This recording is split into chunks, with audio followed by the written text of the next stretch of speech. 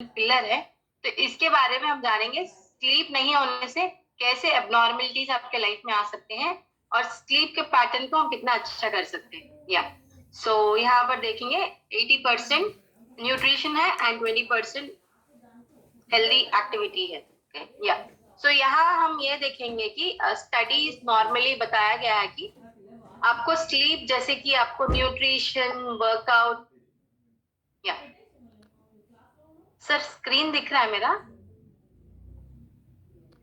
दिख रहा है। ओके। या नॉर्मल लाइफस्टाइल में जैसे कि आपको हेल्दी रहने के लिए न्यूट्रिशन एक्सरसाइज जैसे इम्पोर्टेंट है, ऐसे ही स्लीप एक बहुत ही इम्पोर्टेंट पिलर है जो कि हमारे लाइफ में बहुत सारी चीज को हैंडल करता है। ओके। एंड अगर आप सही से नहीं सोओगे तो आप फ्रस्ट्रेटेड हो जाएंगे। ओके। अगर आपका वेट स्टक हो गया है, आप लोग को जैसे कि अभी वेट लॉस के लिए जो भी वेट लॉस की जर्नी में है, अगर आपका वेट लॉस प्रोग्राम में कहीं वेट स्टक हो गया है, one of the reason sleep हो सकता है, जहां पर आप 7 to 8 hours of sleep body को नहीं देंगे तो आपको ऐसे भी होने के चांसेस है। ओके। या अगर आपको जैसे कि अच्छा नॉर्मल स्लीप मिलने से आपका बॉडी क्या होता है, आप अच्छे से सोने से बॉडी डिटॉक्स होता है, बॉडी क्लेंज होता है। ओके। आपका बॉडी अंदर से हील होता है, रिपेयर होता है। आप स्लीपिंग के पैटर्न में हमको बहुत सारे चीज जो है ना, बहुत सारे चीज हमारे बॉडी में इम्प्रूव होते हैं, और हमारे जो भी बॉडी के अंदर जो भी फैटीग है, हमारे बॉडी में जो भी मतलब जो भी हम डे पूरा जो स्ट्रेस लेते हैं, अगर हम सो के उठते हैं तो हम बहुत एनर्जेटिक फील करते हैं, राइट? ये स्लीपिंग एक बहुत बड़ा इंपॉर्टेंट पिलर है लाइफ में। या यहाँ पर आप देख सकते हैं एक डायनामिक बिहेवियर है। ओके। स्पेशल एक्टिविटी, अगर आपका स्लीपिंग पैटर्न अच्छा है तो आपके ब्रेन कंट्रोल एंड उसके फंक्शंस, उसके मैकेनिज्म बहुत बढ़िया होंगे। या इस स्लाइड में आप देख सकते हैं अराउंड 27 ईयर्स हमारे लाइफ स्टाइल में हम सोते हैं। ओके। जैसे कि 1/3 हम नींद में ही हमारा 27 ईयर्स को हम स्पेंड करते हैं।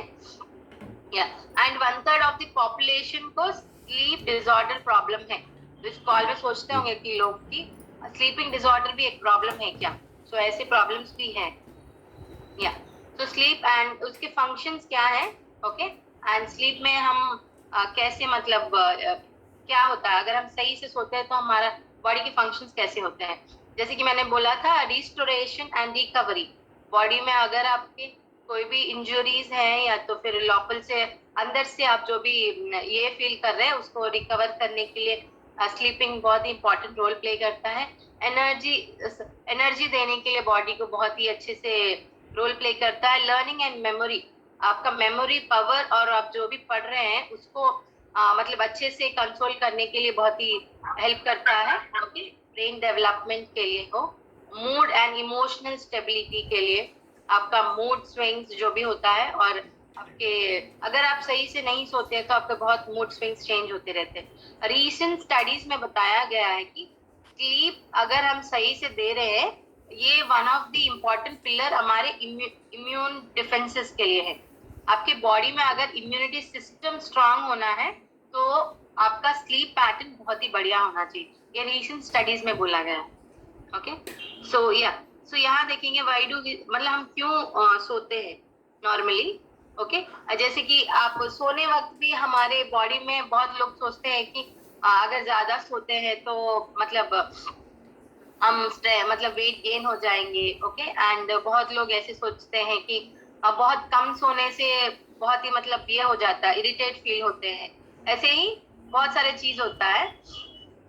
तो इस स्लाइड में आप देखेंगे तो इस स्लाइड में आप देखेंगे तो न्यू बॉर्न बेबीज के लिए 14 to 17 आवर्स का स्लीप इंपॉर्टेंट होता है। ओके। एंड 4 to 11 मंथ्स के बेबी के लिए 12 to 15 आवर्स का स्लीप इंपॉर्टेंट होता है। 1 to 2 ईयर्स के लिए 11 to 14 आवर्स का sleep. Okay. And pre schooling वालों के लिए 10 to 13 आवर्स, स्कूल एज के लिए 10 to 11 hours. Okay. And teenagers के लिए 8 to 10, यंग अडल्ट के लिए 7 to 9 hours. Okay. And older adult के लिए 7 to 8 आवर्स का स्लीप इम्पोर्टेंट। बहुत लोग सोचते हैं, बहुत लोग ऐसे होते हैं कि बेड पे जाने के साथ ही सो जाते हैं। Okay. How fast is too fast to sleep? मतलब हम कितने जल्दी सोते हैं बेड पे जाके, ये भी इम्पोर्टेंट है। बहुत लोग 5 मिनट से कम में ही सो जाते हैं बेड पे जाने के बाद। ओके, एंड द एवरेज में 5 to 15 मिनट्स के बाद थोड़े लोग सोते हैं, एंड थोड़े लोग 20 to 30 मिनट्स के बाद उनको बेड में जाने के बाद नींद आता है। इस कॉज को क्या बोलते हैं? इंसोम्निया बोलते हैं।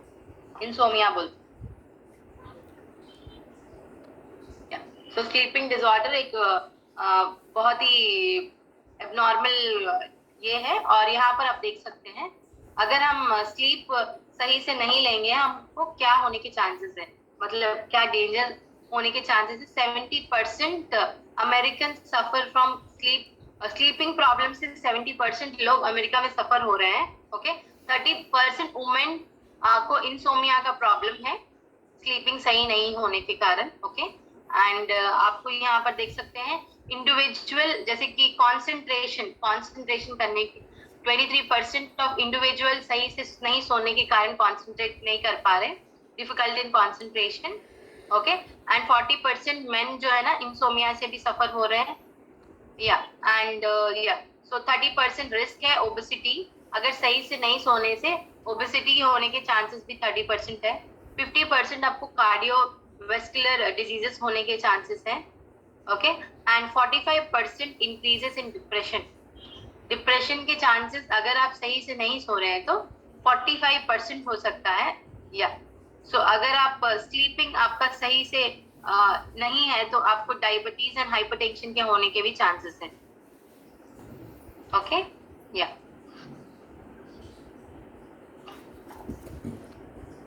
सो स्लीपिंग आपके हेल्थ को कैसे इम्पैक्ट कर सकता है? ओके, सो जैसे बोला था, इम्यूनिटी फंक्शन स्लो हो जाएंगे। ओके, पुअर स्लीप्स की वजह से आपको कैंसर रिलेटेड हेल्थ इश्यूज हो सकते हैं, मेंटल हेल्थ आपका डिस्टर्ब हो सकता है, डायबिटीज होने के चांसेस हैं, एंड ओबेसिटी होने के चांसेस हैं, हार्ट डिजीजेस होने के चांसेस हैं। सो स्लीपिंग डिसऑर्डर होने से प्रॉब्लम्स हमको क्या क्या आ सकते हैं, इफेक्ट्स? ओके, इरिटेबिलिटी हो सकता है। ओके, एंड आपका हार्ट रिस्क बढ़ सकता है, रिस्क ऑफ हार्ट डिजीजेस बढ़ सकता है। ओके, एंड आपका जो भी एक्ने रिलेटेड प्रॉब्लम्स है वो सब भी आ सकते हैं।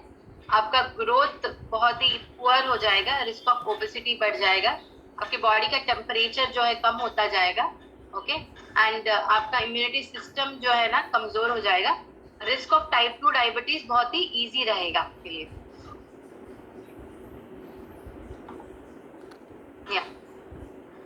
सो क्वालिटी स्लीप, जैसे कि quality, deep and amount of sleep, अगर आपके बॉडी में मेंटल, अगर आपको सही तरीके से नहीं है, क्वालिटी स्लीप, डीप स्लीप नहीं है, तो आपके बॉडी में ये जैसे कि mentally, emotionally and physical health को डिस्टर्ब कर सकता है। वो कैसे लिंक होगा? जैसे कि शॉर्टेज, मतलब लाइफ स्पैन बहुत ही कम रहेगा जो बहुत कम सोते हैं।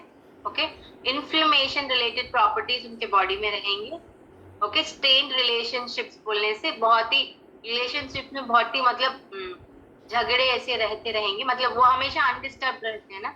हार्ट रिलेटेड डिजीजेस होने के चांसेस है, क्रॉनिक इरिटेबिलिटी होने के चांसेस है, ओबेसिटी बढ़ने का चांसेस है, मेमोरी लॉस होता है, एंड डिप्रेशन होने के चांसेस है।